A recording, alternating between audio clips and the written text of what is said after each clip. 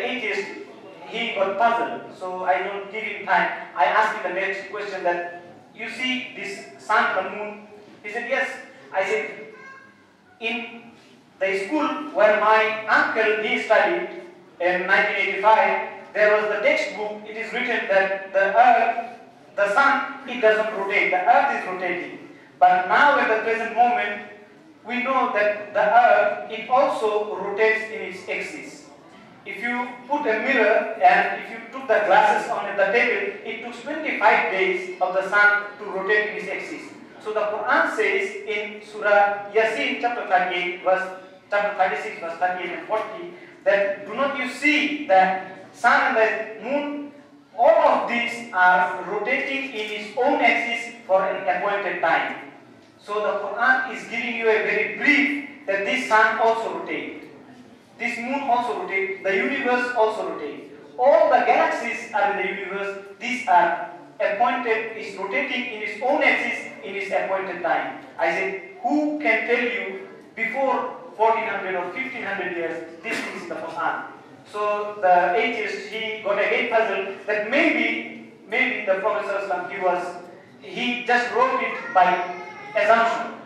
I told him yes, maybe it's assumption. So next, go to the next verse. So I went to the next stage, that I asked him the question that you see the shape of the earth. The people thought in the earlier time that we may not travel in the long distance because the earth is flat. Maybe if we go one side, the earth will go around. So they are afraid and they stay within the short distances. I see the Quran says in Surah Nadia chapter 79 verse 30 that that this earth, Allah subhanahu wa ta'ala, is made up like an egg shape. And the word Dawaa is referred to the egg of an ostrich. If you know the egg of an ostrich, it's like geospherical. It's round in the middle, but it's spherical in the two corners.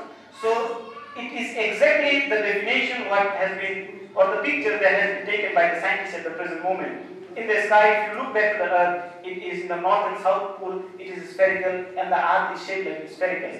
So who can prescribe these things in the Quran? So I posed in the further question that it was about the rain. You know how the rain falls. The rain, the water, it goes with evaporation, it goes up to the intestine and it forms the cloud and it comes as a rain. So the Quran is prescribing the formation of rain in several verses in the Quran. You read in Surah Imran chapter 3 verse 19, verse 29, you read in Surah Nisa chapter 4, you read in Surah Al-Alaq chapter 7, you read Surah Rum chapter 13. If you go in Surah Yasin chapter 36 verse 34, you can read in Surah Tariq chapter 86 verse 11, you read in Surah Mulk chapter 67 verse 30. In several verses the Quran prescribes this rain, how the rain goes and how it comes into the earth in minute details. So the atheist, I may not be agree with him with so many points because he already got convinced that no, these things first invented by a professor named Barnard and Palissy in 1570. So he invented this rain, and they know that before 1570 there wasn't concept of rain in any scientific books. So he says that no, this may be an intellectual work.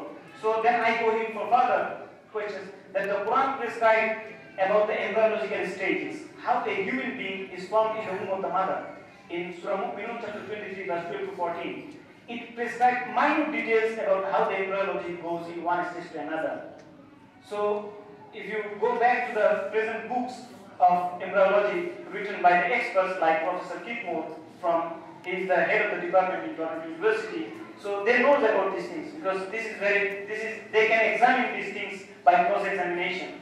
So the book is The Developing Human. In the 8 editions, this professor, he says that the explanation given in the Quran is so clear that no scientist can even know it before 30 years ago. Even he, as a leading embryologist, he says that this cannot be told by any general or any normal human being. And he, in the conference in Dubai, he says that I have no disagreement of accepting that Prophet Muhammad ﷺ is a messenger of Allah, and this book, the Quran, is a revelation from Allah subhanahu wa ta'ala.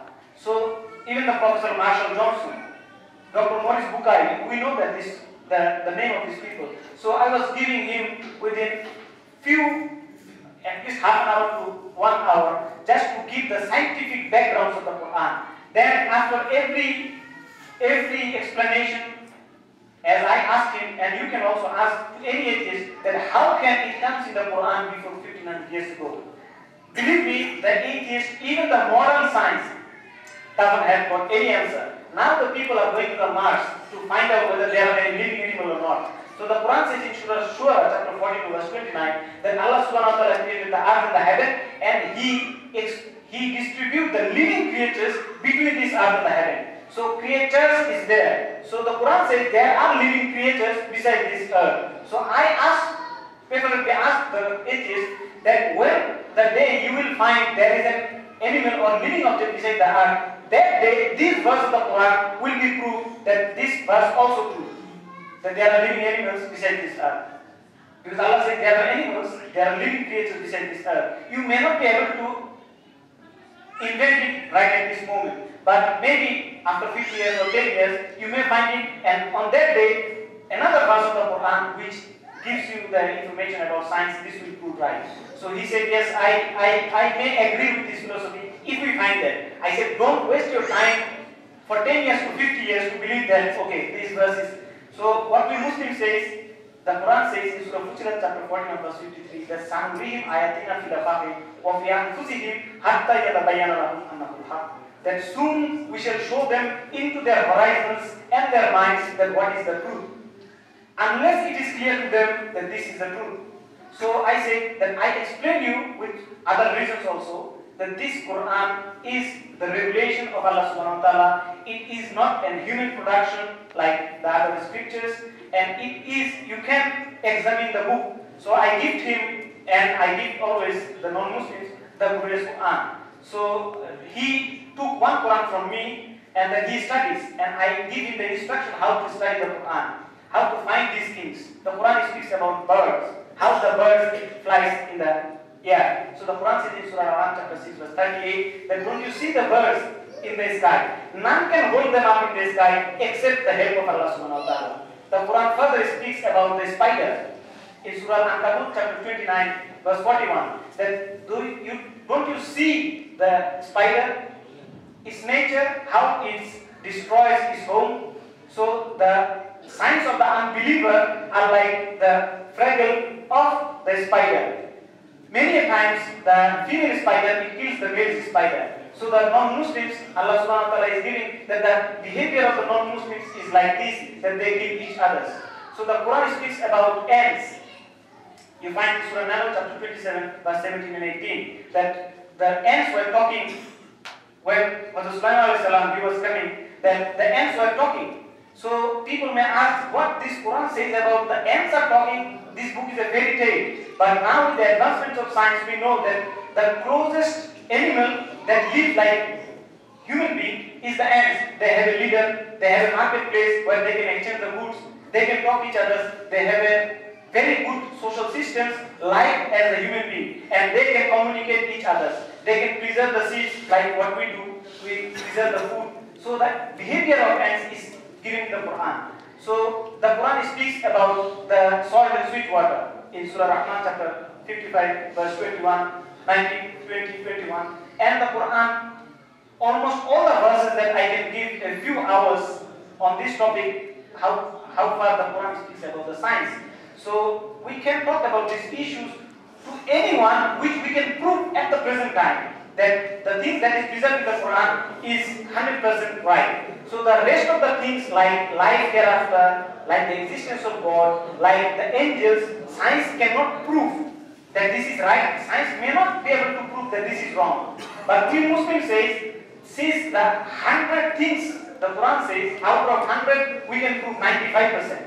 So the rest of the 5%, inshallah, we will be verified in the life hereafter, because that is the life hereafter. So we believe on the rest of the things by our closed eyes. We don't believe about something on blind eye. So we examine the book and we believe that. So I give him the Quran and I tell him that you should study the Quran. So the index, you know how to find the index. So he was very much convinced, and he always said that in this verse I have got free conviction, in this verse I